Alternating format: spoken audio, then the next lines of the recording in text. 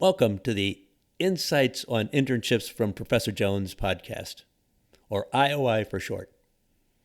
If you're a student studying hospitality and tourism management, and you have an internship or work experience requirement, this podcast is for you. That also includes those of you in event management, or MICE emphasis as it's called in certain parts of the world.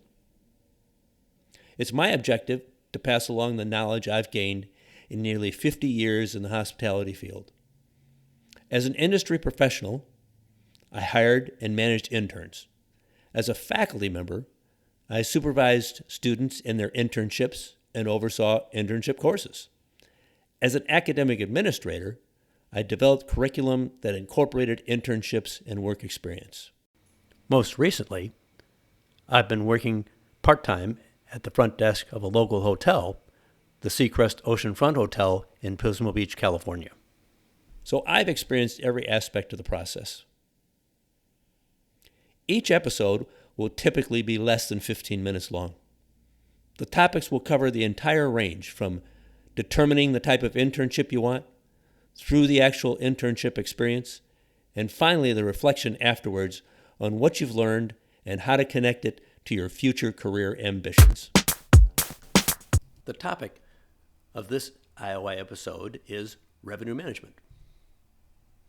This is another episode in the continuing series of practical experience from my guest services role. This episode is just as important for those in the meeting and event or MICE field as it is for those in the hotel, as you need both sides to understand each other when it comes to issues of revenue management. So the agenda for this episode is I'll talk about my related background, behind the mystery of the rates,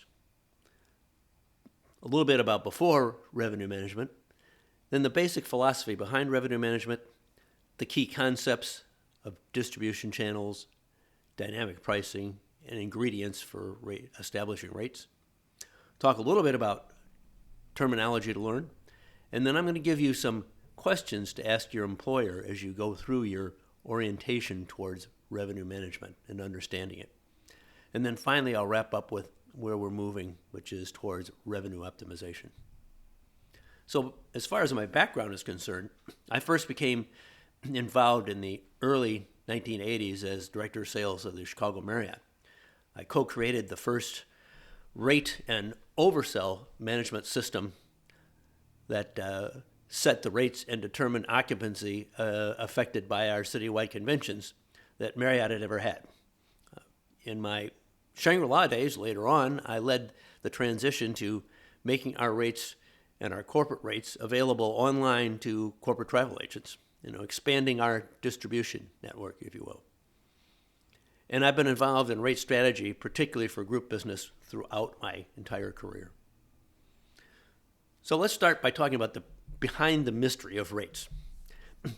Guests often ask what our rates are, which is what prompted this topic, because it's a difficult question to answer. There is no run rate in one season or one day of the year, as I'll explain. So I want to explain a little bit about how rates, room rates in particular, and other pricing is determined. At the end of the day, it's all about analyzing data and applying revenue management strategy. So before revenue management, tier rates by season or day of the week was the common method, which some hotels may still do. You determine which tier you were offering based on the occupancies on a particular day. But when it comes to revenue management, the basic philosophy behind it is selling the right product to the right customer at the right time for the right price. Another way to look at it is offering rates and inventory controls that are the most appropriate for the anticipated demand. Some of the key concepts: supply and demand, understanding their peaks and valleys, and that's why you adjust your rates. I look back at my days with Shangri-La. They had a great philosophy. It was make hay when the sun shines, which basically means when you know that occupancy is going to be high, make sure you have high enough rates. I'm going to talk a little bit more detail about Distribution channels is another key concept. We'll talk about dynamic pricing, and then finally, I'll talk about forecasting. So when it comes to distribution channels, traditionally, you know that you have online travel agents out there today, Expedias and the Booking.coms and so on. And that prompted a lot of these distribution channel discussions. And then you have the travel agent, a corporate travel agent who accesses you online, and they go through something called the GDS system. Now, those were the most common way when rates were being determined in the past. But now you have social media outlets, you have mobile connections, and you have your own website. So it's a much more complex distribution channel. And each one of those you want to vary in terms of what rates are offered and when they're not, and when they're open, when they're closed. But when it comes to key OTAs, which was kind of the beginning of this process, some of the key takeaways here are that OTAs are an important distribution channel that must be properly managed. Withholding quality content from these channels will not drive more travel shoppers to your website. And no matter what type of property you are, working with an OTA can maximize occupancy and profit for you. In our case, particularly when it comes to international travelers, where we don't have a lot of exposure. Now, dynamic pricing, which is what we use today when we're talking about revenue management, it's establishing a best available rate by day and then basing all of your rates for the channels off of that. So an example of how this can differ greatly is one recent experience with my hotel. It was a week of a major holiday that fell on a Thursday, 4th of July.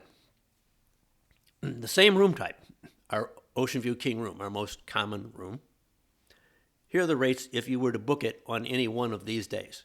The Tuesday, July 2nd, the rate would have been $246. On Wednesday, July 3rd, it would have been $312. On Thursday, July 4th, it would have been $664. Why? It was the only room left to sell at the time, and we did actually sell out on that date. So someone might have booked that for that rate. So what are the ingredients for establishing rates for your different channels? Well, the primary ingredient is the forecast. You have a forecast of rates and occupancy by day that you adjust as you go throughout the year or the months or the weeks or whatever method you're actually looking at. In forecasting, you're also comparing this year and last year plus historical trends. You have a calendar of holidays, special events, other things that are impacting your whole citywide type occupancy, if you will, or the whole region that you're in, whatever it may be. And then you have your competitive set, which I'll talk a little bit more about. You're always going to want to compare yourself to a competitive set, something that you establish who your competitors are. Now, you can't get specific rates from each of the hotels, but you can get combined data of the hotels that you choose, 5, 6, 7 hotels, what it is, and you'll get the combined aspect, and then the reports will show where you stand related to each one of those.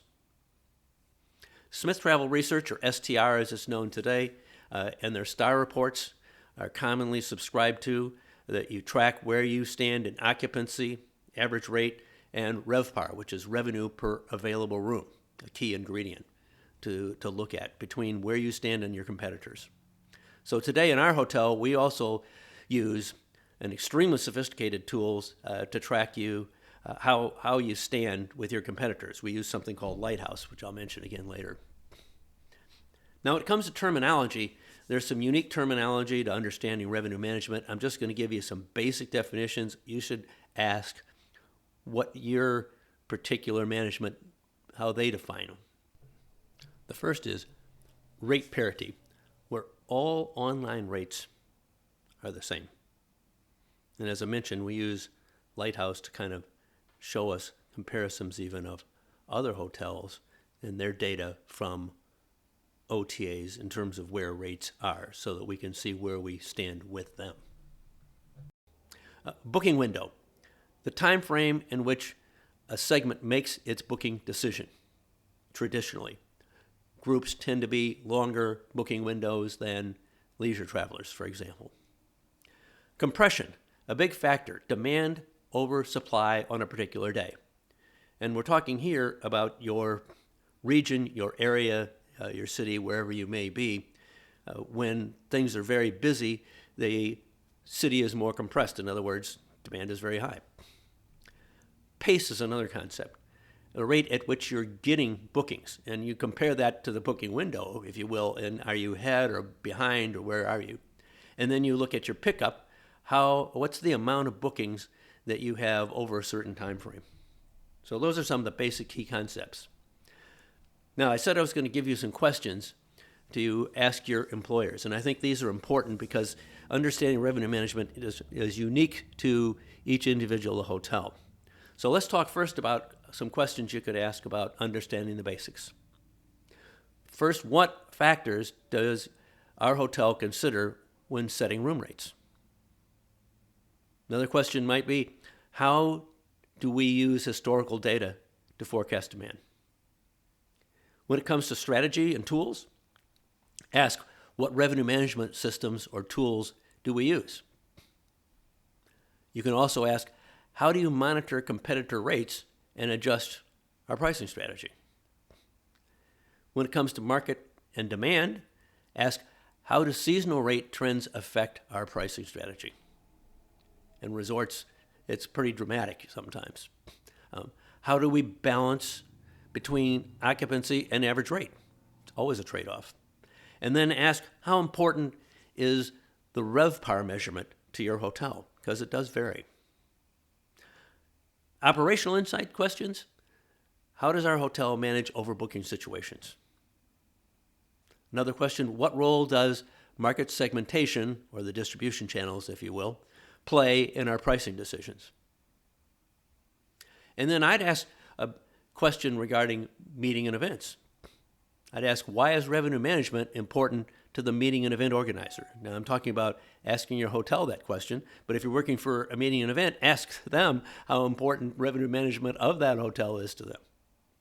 And then finally, I'd ask, how do you build a revenue management culture? And I think the bottom line of this is it's about communication. So in conclusion, where we're moving is towards revenue optimization. In the past, we've looked at marketing, which is the demand creation. We've looked at sales, which is demand capture, and revenue management, which is demand management, and the three of them working together. But in a whole revenue optimization, you have marketing, technology platforms, you have revenue management, mobile channels, sales, social media. You have a much broader aspect, and it goes far beyond rooms in a hotel today. So revenue optimization will affect any manager in the hospitality industry in the future. Thanks for listening to this episode of my IOI podcast. If you heard something you liked, please share it with your fellow classmates. I'd also encourage you to forward it on to your faculty internship supervisor. Hey, you could even include your supervisor at your place of work. Enjoy your internship learning experience.